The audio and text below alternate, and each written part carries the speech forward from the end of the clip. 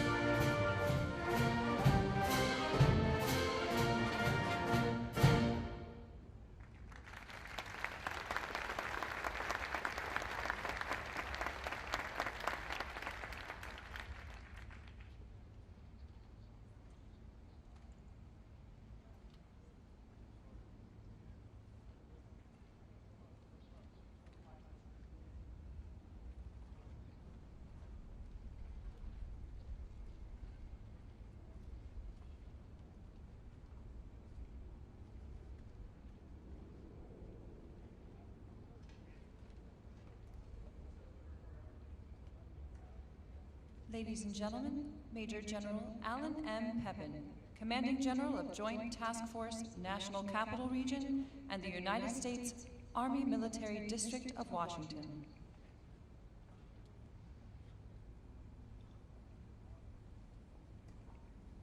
Ms. Karen Durham Aguilera, Executive Director, Office of Army Cemeteries and Army National Military Cemeteries.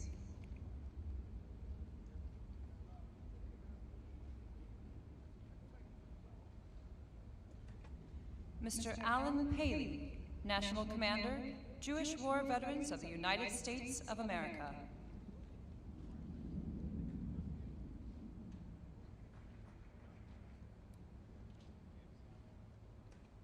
And the Honorable Dennis Mcdonough, Secretary of Veterans Affairs.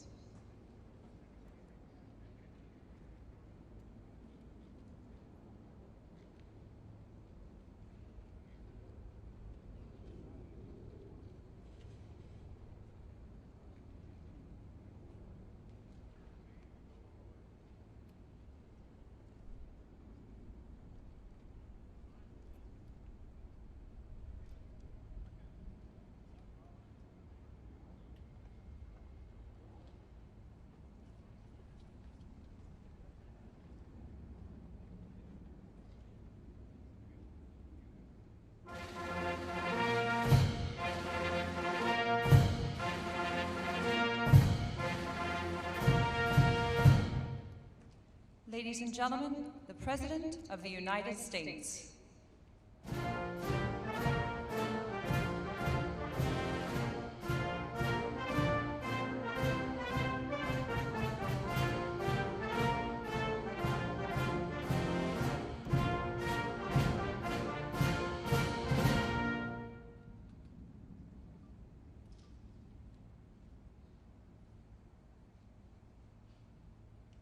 Ladies and gentlemen, please remain standing for the invocation given by Chaplain Juliana Lesher, National Director of Chaplain Service for the Department of Veterans Affairs.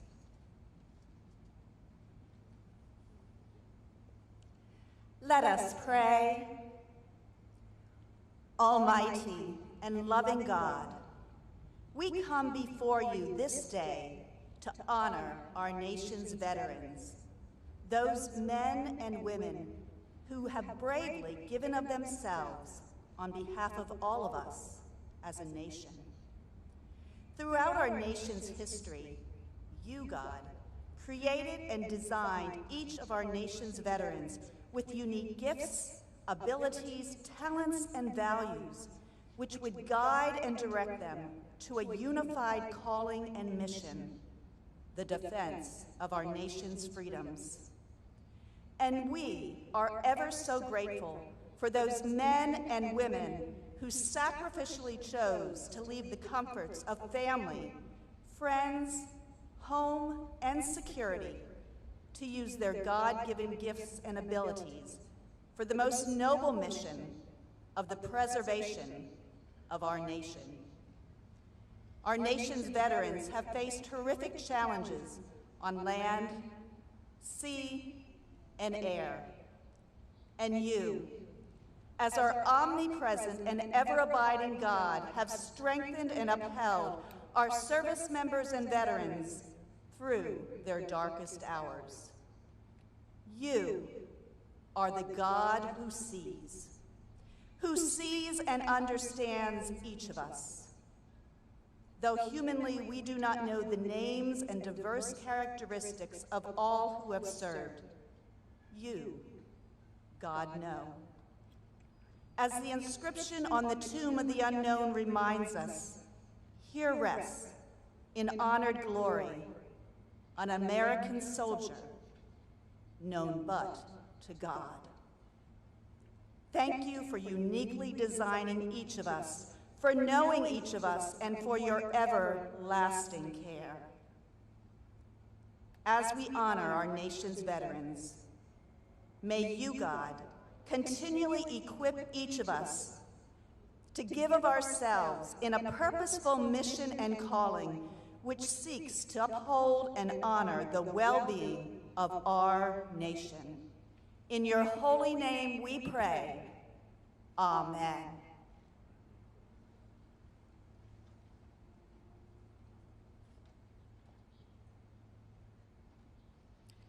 Now, I'd like to invite Mr. Alan Paley, National Commander, Jewish War Veterans of the United States of America, to lead us in our Pledge of Allegiance. I pledge allegiance to the flag of the United States of America and to the republic for which it stands, one nation, under God, indivisible, with liberty and justice for all. Please be seated. It is now my distinct privilege to introduce the members of the Veterans Day National Committee located in box seats throughout the amphitheater. The committee was formed by presidential order in 1954 to plan this annual observance in honor of America's veterans and to support Veterans Day observances throughout the nation. Please hold your applause until I have introduced these special guests. If you're able, please stand when your name is called. Mr. Alan Paley, National Commander, Jewish War Veterans of the United States of America. Mr. Tom Burke, National Vice President, Vietnam Veterans of America. Mr. Matthew M. Fritz Mahelchik, Commander-in-Chief, Veterans of Foreign Wars. Retired Navy Chief James W. Campbell, National President, Fleet Reserve Association. Mr. Gregory S. Hoon, National Commander, AMVETS. Mr. Charles Shearer, National Commander, Army and Navy Union. Retired Navy Fleet Master Chief Paul A. Kingsbury, President, Non-Commissioned Officers Association. Mr. Corey D. Bates, National Vice Commander, the American Legion. Mr. James McCormick, National Commander, Military Order of the Purple Heart.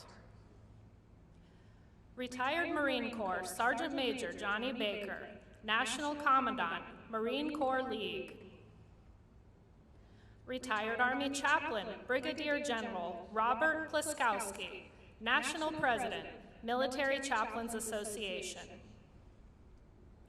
Retired Marine Corps Corporal Charles Brown, National President, Paralyzed Veterans of America. Retired Marine Corps Lieutenant Colonel Jack Murray, National Commander, Legion of Valor of the United States of America. Retired Army Lieutenant Colonel Michael A. Oken, MD, Commander-in-Chief, Military Order of the World Wars. Mr. Justin Jump, National President, the Retired Enlisted Association. Retired Army Staff Sergeant Leroy A. Petrie, President, Congressional Medal of Honor Society. Mr. Andy Marshall, National Commander, Disabled American Veterans.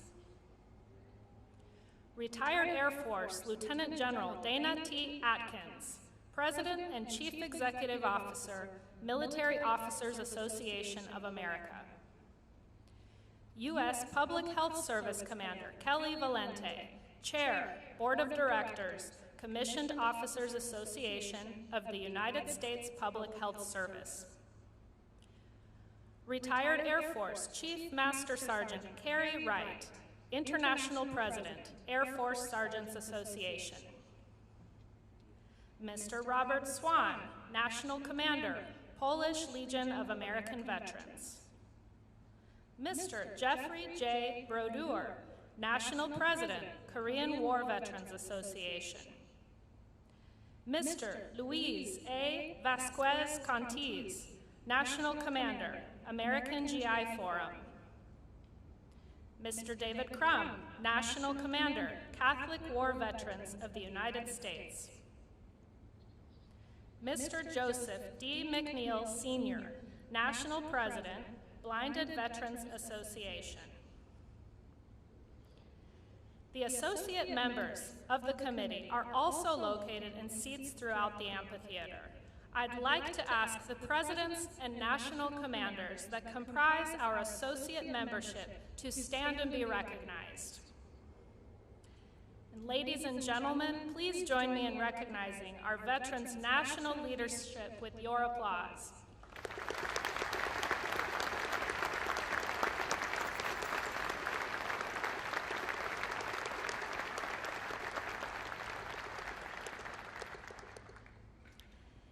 It is now my pleasure to introduce the Executive Director, Office of Army National Cemeteries and Army National Military Cemeteries, Ms. Karen Durham Aguilera. Good morning.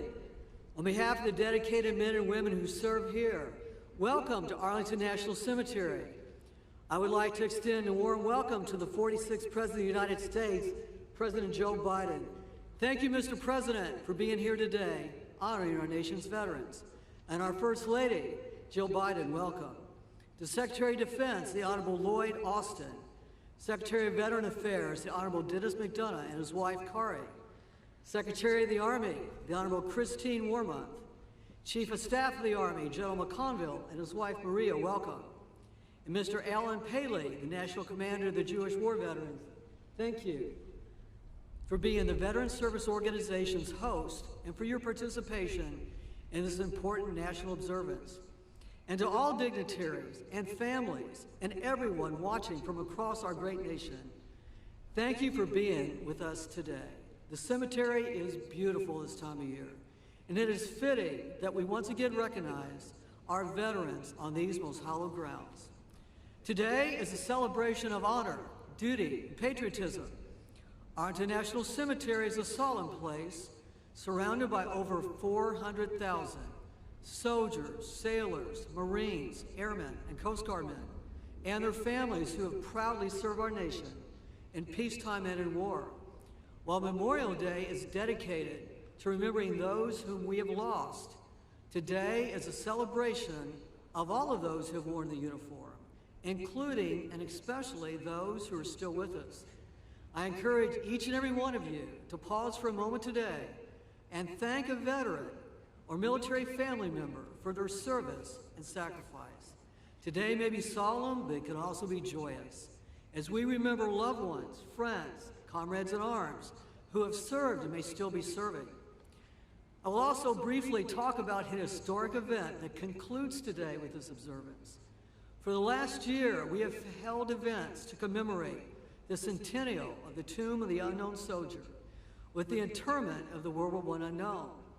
100 years ago today, that service member completed his final journey from France and was laid to rest here in the heart of Arlington National Cemetery to represent all service members who had lost their lives and their identities. We did so to provide comfort and closure to those family members who were never given the opportunity to lay to rest their child, husband, or father. More of the history of the Tomb of the Unknown Soldier can be found in our commemorative educational programs online. I encourage everyone to learn more about this iconic site. Stories of the service and sacrifice we celebrate today are etched in marble all around us, from the inscriptions on gravestones to the Tomb of the Unknown Soldier. Most important are the patriotism, valor, and fidelity etched in the hearts and souls of our service members, past, present, and future. They are the vanguard of our freedom and our liberty. Today, as for the past 157 years, Arlington National Cemetery is honored to serve our veterans and their families at our nation's most sacred shrine. No place at Arlington National Cemetery can be purchased. Each must be earned through honorable service. To everyone here today, I'm proud to say we are a great people, honoring service and sacrifice to a grateful nation. So thank you to all of our veterans and families, and once again, welcome to Arlington National Cemetery. I will be followed by the National Commander of the Jewish War Veterans, Mr. Alan Paley. Thank you.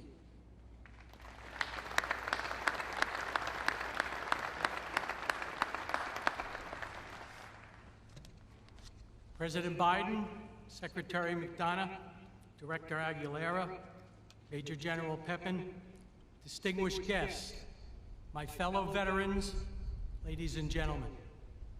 On Veterans Day, at the 11th hour on the 11th day of the 11th month, we pause for a few brief moments to both honor and pay tribute to the men and women who served in the defense of our country and then returned home. We owe you our thanks, our respect, and our freedom. George Washington spoke about the country's obligation to care for its veterans and their families. He said, "The willingness with which our young people are likely to serve in any way shall be directly proportional to how they perceive the veterans of earlier wars were treated and appreciated by their nation." Let us remember, treated and appreciated. Engraved on a granite wall of the Korean War Memorial a short distance from here is a simple but powerful phrase: freedom is not free. The freedoms we enjoy today were made possible by the more than 19 million living veterans and countless others who served in the defense of our country. The symbols of America and freedom are interlocked, and they are present here today. The flags flying, the white grave markers, and all of us, the veterans and service members who protected our nation. It is you that we celebrate and honor today. Our work continues as citizens in supporting America's veterans and service members. JWV and VSOs must continue to fight for adequate funding for VA services and assure that issues facing veterans from all eras remain at the forefront. I call on each of you to take action and make your voice heard on issues we continue to face, including ending homelessness, increasing access to health care, delivering mental health care, reducing claims processing times, deploying integrated electronic health records, and addressing toxic exposure concerns in a comprehensive way. Seated throughout the amphitheater this morning are the leaders of many veteran service organizations. Every VSO was created with the purpose to advocate for the unique needs of the veteran community. VSOs understand and work tirelessly to maintain and improve the benefits we earned. There is strength in numbers, and veterans must continue to be strong advocates and have our voices heard. When the Jewish War Veterans celebrated its 100th anniversary, our national commander, Robert Zweiman, also addressed this gathering. His closing remarks that day are just as powerful today as they were in 1996. He said, and I quote, "Never should our government presume that by setting aside but one day, they have met their obligation to the survivors of yesterday's wars and today's or tomorrow's conflicts. We welcome your thoughts that this is not merely a singular day of honor, but indeed a public recognition of obligation to service. And we welcome your concerns that such obligation must be answered with compassion and with resolve." End quote. I stand before you as a veteran myself. As we honor, celebrate, and share thanks, we must remain vigilant and continue to ensure that the freedoms, benefits, and services we enjoy today remain with us for centuries to come. May God bless those who have earned the title of veteran, and may God bless the United States of America. Thank you.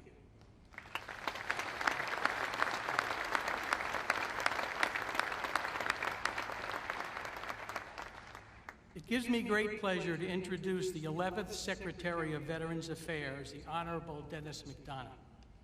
Before coming to VA, Secretary Mcdonough served as the 26th White House Chief of Staff, working across the cabinet to develop and execute critical U.S. priorities in national security and domestic policy. Before his tenure as Chief of Staff, he served as Principal Deputy National Security Advisor, Chief of Staff of the National Security Staff, Deputy National Security Advisor for Strategic Communications, and Chair of the National Security Council's Deputies Committee. In all of those roles, he helped lead the administration's work on behalf of veterans and military families. He believes deeply, as he testified to Congress, that there is no more sacred obligation nor noble undertaking than to uphold our promises to our veterans, whether they came home decades ago or days ago. Join me in welcoming the Secretary of Veterans Affairs, Dennis Mcdonough.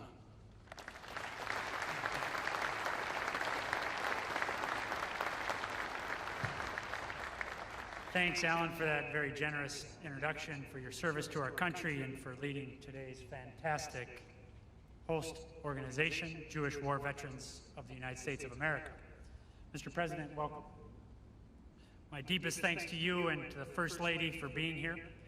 We are forever grateful for your leadership, for your unwavering support of our nation's veterans, their families, caregivers, and survivors.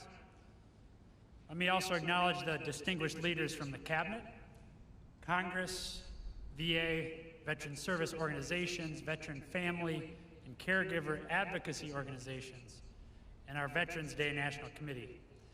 It's great to be here with you. Most of all, thanks to the veterans, their families, caregivers, and survivors with us this morning. This day is your day, and it's an honor to spend it with you.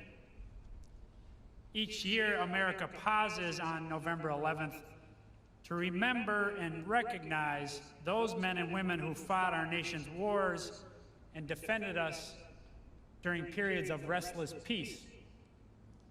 From the beginning of our fight for independence at Lexington and Concord to the end of the longest war in American history in Afghanistan, millions of veterans have risked their lives to preserve the democratic ideals of this great nation.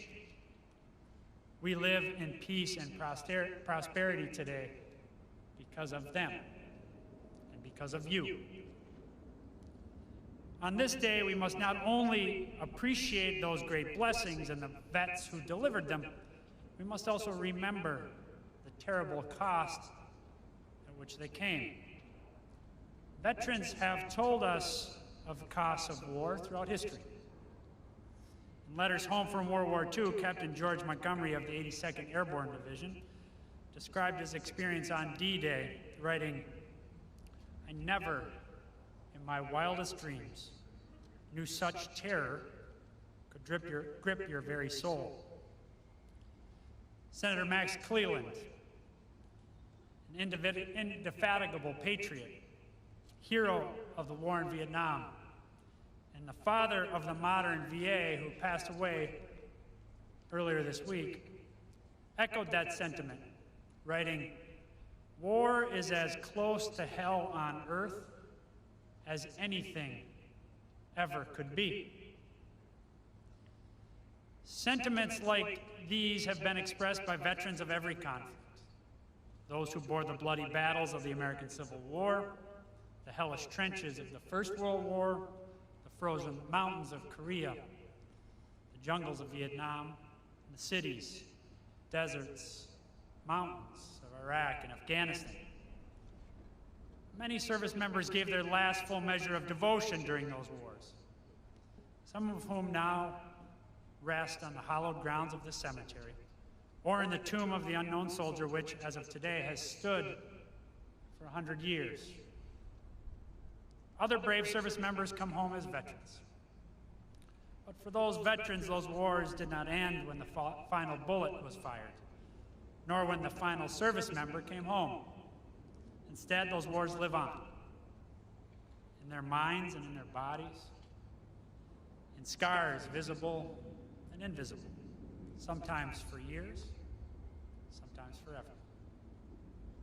This day, Veterans Day, is our day to honor the vets who made those sacrifices, a day to remember what they've done for us, a day to recognize that when those veterans serve and sacrifice, so do their families, their caregivers, their survivors. But critically, Veterans Day is also a call to action, a reminder that it's our sacred responsibility as Americans to serve those who have served our country. That call to action dates all the way back to to President Lincoln's second inaugural, when he charged a wounded nation to care for those who shall have borne the battle and for their families, survivors, and caregivers. And that same call echoes today when President Biden reminds us that our nation's most sacred obligation is to prepare and equip troops we send into harm's way and to care for them and their families when they return home. At VA, that means we're providing veterans with world-class health care, with benefits they've earned and so rightly deserve, with a lasting resting place that's a tribute to their service. And with President Biden's leadership, VA is doing exactly that, providing more care, more benefits, and to more veterans than at any time in our nation's history. But this day reminds us that it's not just the job of VA to serve veterans, their families, survivors, and caregivers. It's the job of every American. Because whenever someone signs up to honor our country in the military, our nation makes them a simple promise. If you take care of us, we'll take care of you. If you fight for us, we'll fight for you. If you serve us, we'll serve you when you come home. The thing is, our nation as a whole makes that promise. But it's on all of us, every single one of us, to keep that promise. There are many ways to do that. From reaching out to the veterans in your life, to lending a hand when a veteran needs help, to doing your small part to uphold the principles of democracy for which veterans have fought and bled to defend. Whatever the method, serve veterans and serve them well. Remember their sacrifices, recognize their service, and recommit and renew your pledge to them, because that is our most sacred responsibility as Americans on this Veterans Day and every day. I know of no one who keeps that promise better than President Biden. As a senator, as vice president, and now as president, and as the surviving father of an Iraq war veteran, President Biden has dedicated so much of his life to serving those who have served us. Veterans, their families, survivors, and caregivers could not ask for a stronger advocate. And so, without further ado, it is my great personal and professional honor to present to you our Commander-in-Chief, the President of the United States of America, Joe Biden.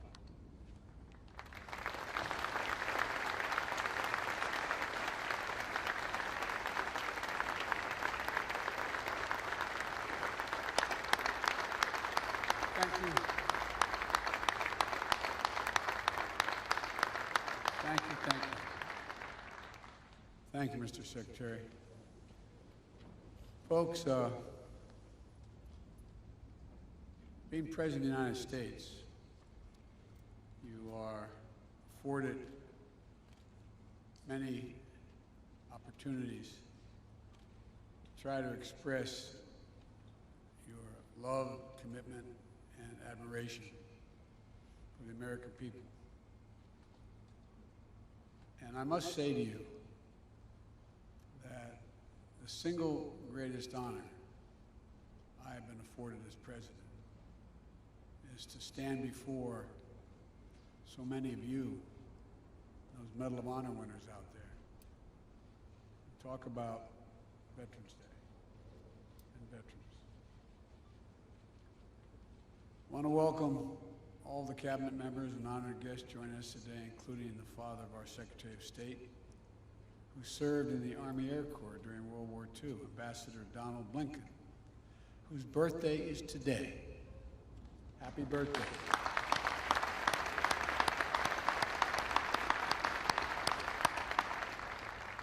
Thank you for your service to our country.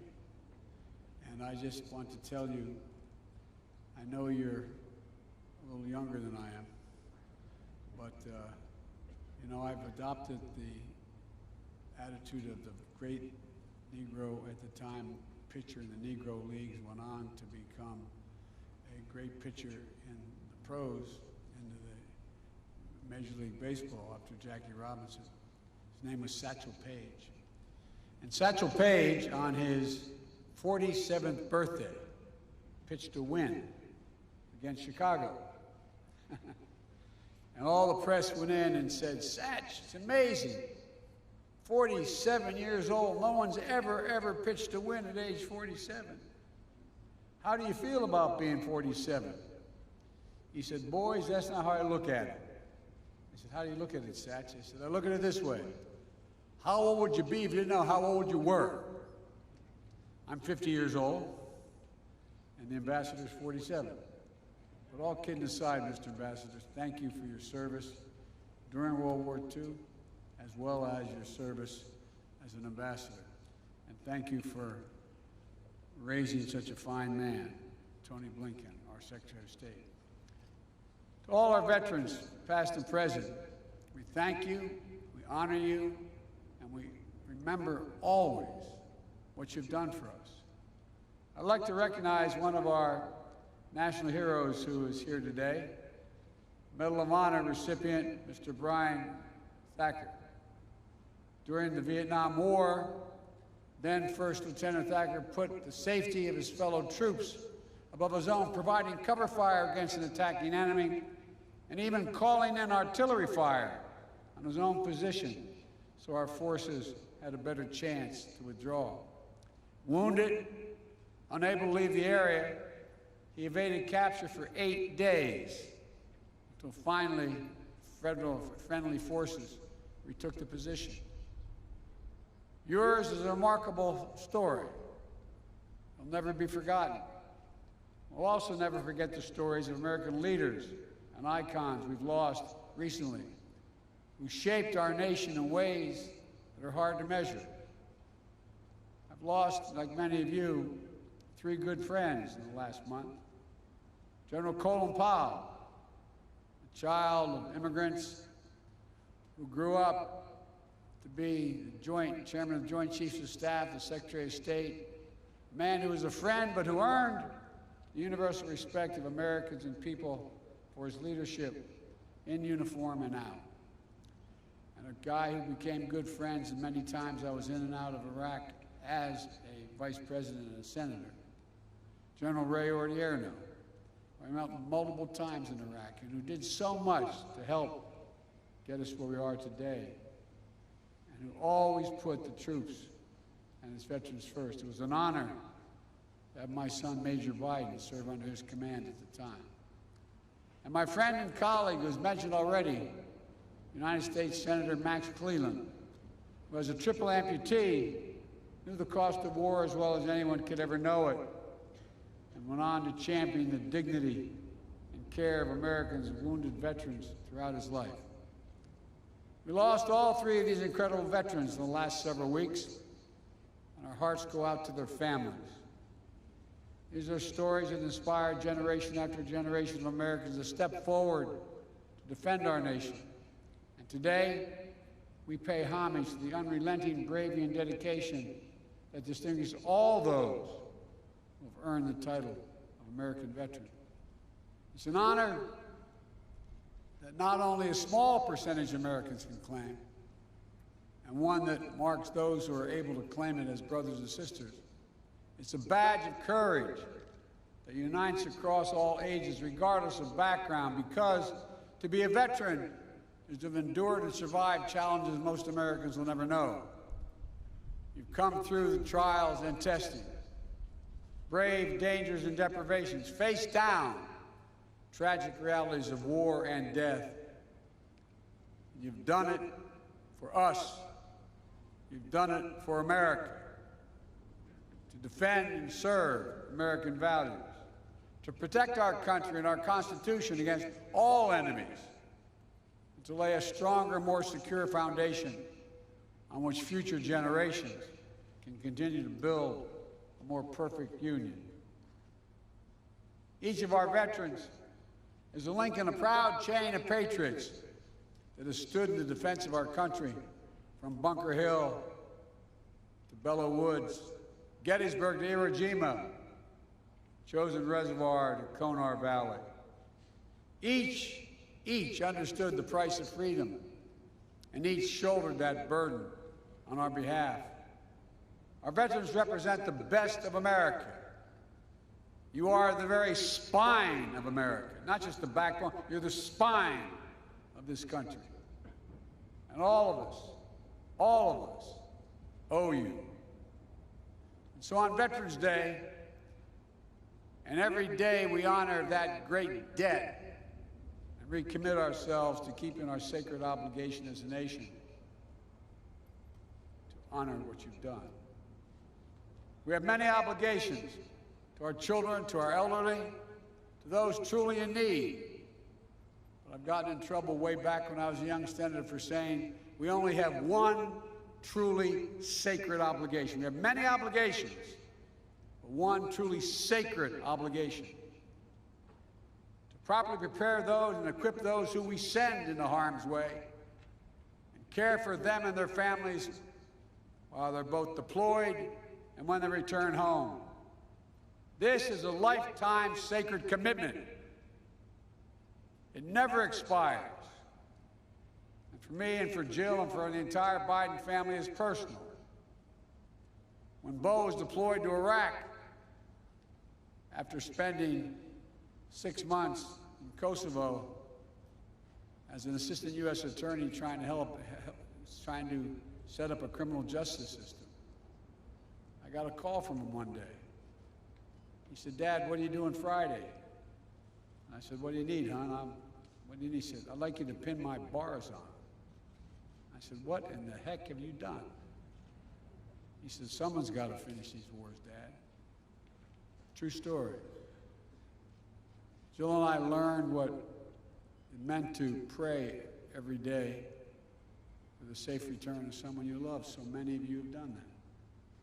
Our grandkids learned what it meant to have their dad overseas in a war zone instead of back at home for a year, tucking them into bed and reading that story every night. Thousands of Americans, tens of thousands, have had that experience. As the English poet John Milton wrote, "They also serve who only stand and wait." All the mothers and fathers, sons and daughters, spouses, all those who stand alongside our veterans and their families, caregivers, survivors, you are the solid steel spine that bears up under every burden, the courageous heart that rises every challenge. We've asked so much of you for so long, and our nation is grateful. For 2 decades, the lives of our service members and their families and veterans have been shaped by the conflicts in Iraq and Afghanistan. Since 9/11, hundreds of thousands of Americans have served. So many are still serving today in harm's way, and we cannot forget them. The American people are forever grateful and in awe of what you've accomplished. But in fulfilling their mission, so many veterans and their families and caregivers have been through hell. Some facing deployments after deployment, spending months and years away from their families, missing birthdays, anniversaries, and collections. I remember one of the last times I flew into Iraq in the so-called Silver Bullet. I remember walking up to the cockpit, and the crewmasters along with the pilots were up there, and I said, "How many of you, is this your first tour?" No one raised their hand. There were 5 people. Second tour, no one raised their hand. Third tour, 2 raised their hand. Fourth tour, 2 raised their hand. Fifth, 1 raised their hand. Folks, on Veterans Day, we have to always remember that there's nothing low risk or low cost about war for the women and men who fight it. I carry with me in my pocket every single day. I have my chaps to check with the Defense Department. In the back of my schedule, I have U.S. daily troops in Afghanistan, killed and wounded. U.S. daily troops in Iraq, killed and wounded. 52,323, not roughly 53,000. Every one of these individuals as a family, as a unit at home. 53,323 American servicemen and women wounded in the conflicts of Iraq and Afghanistan. 7,074 gave their lives, the last full measure of devotion. Untold, thousands more return home, as our secretary can tell you, with unseen psychological wounds of war, the enduring grief borne by our Gold Star families. These are the cost of war that we'll carry as a nation for decades to come. And to all veterans, service members, their families, caregivers, survivors, I want you to know that our administration is going to meet the sacred obligation that we owe you. We're going to work with Congress, Republicans and Democrats together to make sure our veterans receive the world-class benefits that they've earned and meet the specific care, specific needs that they each individually need. That means expanding presumptive conditions for toxic exposure, particulate matter, including Agent Orange and burn pits. We're going to keep pushing on this front to be more nimble and responsive, reviewing all the data and evidence to determine additional presumptive conditions that make sure our veterans don't have to wait to get the care they need. It also means prioritizing mental health care that's necessary to treat the invisible wounds that so many of our veterans carry, including pursuing our newly released comprehensive public health strategy to reduce military and veteran suicides. I want to say clearly to all our veterans, if you're struggling, you're so used to never asking for anything. If you're struggling, reach out. Call the Veterans Crisis Line. Having trouble thinking about things. It's no different than if you had a wound in your arm. It's also making sure that the growing population of women and LGBTQ+ veterans receive appropriate services and support. As we continue our efforts to defeat the pandemic and build back better, it means keeping the needs of veterans front and center.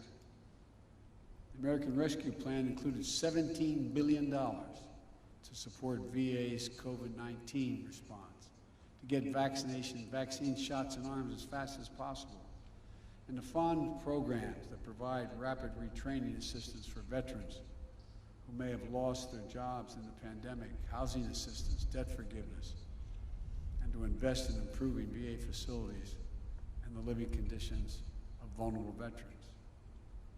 Through Jill's work of joining forces, we're also working to support our veterans and military families, survivors, and caregivers so they can have what they need to thrive.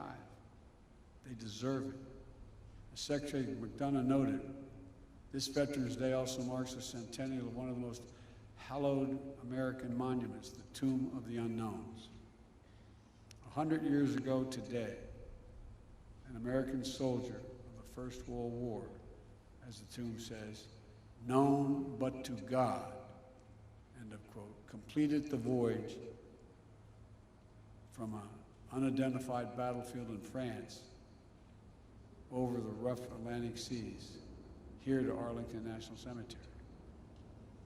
He lay and stayed under the Capitol Rotunda for 2 days on the same plinth that held the body of Lincoln, as 90,000 Americans came to pay respects. On the final leg of his journey, he was escorted from the Capitol by the President of the United States, the Chief Justice of the Supreme Court, members of Congress, General Pershing, and the Chiefs of Staff. Medal of Honor recipients, all walking, as the Washington Post said, processing without parallel, to give honor due to American servicemen. Not just the anonymous soul today entombed in gleaming marble, but the generations of Americans who dared all, risked all, gave all for the cause of freedom. To commemorate in the wounds of the member, in the words of a member of Congress who proposed the legislation creating the memorial, an American warrior, quote, this is the quote, who typifies the soul of America. You veterans of the soul of America, America's soul. That's why our veterans have always fought, always been willing to put themselves on the line. That the first unknown lies now with his brethren, unnamed warriors from later wars, fellow patriots who picked up the mantle of honor and made it their burden. Today, 100 years later, we keep a sacred watch over their graves. Generations of elite sentinels have taken the post, pledging their eternal vigilance. We lay wreaths, we renew our oaths, we stand in solemn awe of such fidelity. Because for us to keep faith with American veterans, we must never forget exactly what was given us, what each of them is willing to put on the line for us. We must never forget that it is the mighty arm of the American warrior, never bending, never breaking, never yielding, generation after generation, has secured for us the blessings of a nation that still stands today as a beacon of liberty, democracy, and justice around the world. God bless you all. God bless all American veterans and those who proudly earn that title. And may God protect our troops. Thank you.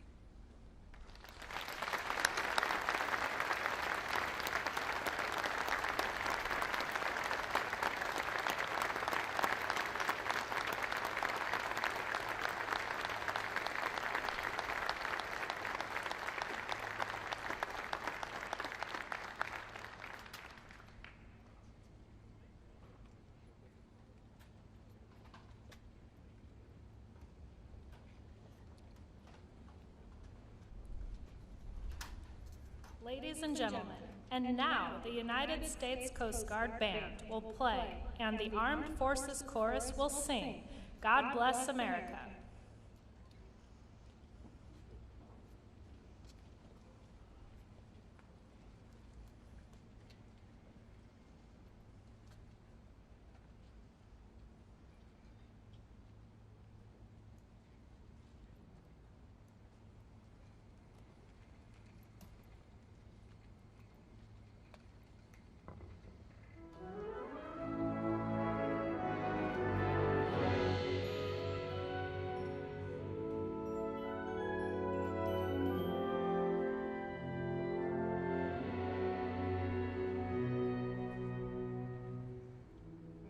The storm clouds gather far across the sea. Let us swear allegiance to a land that's free.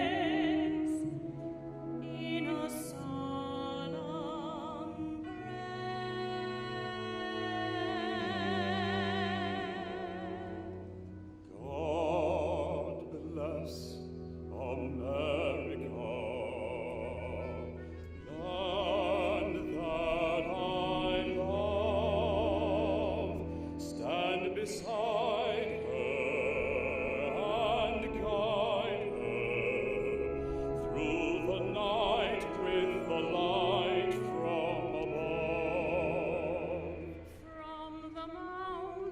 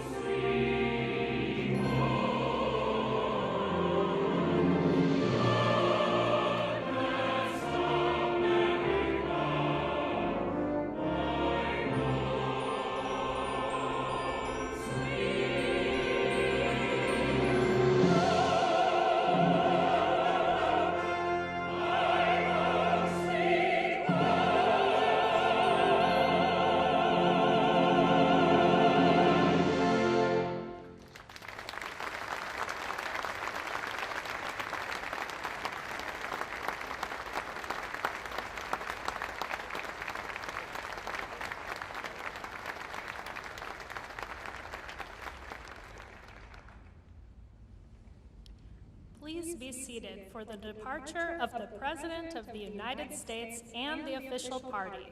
Thank you for joining us today as we celebrate and honor all who served.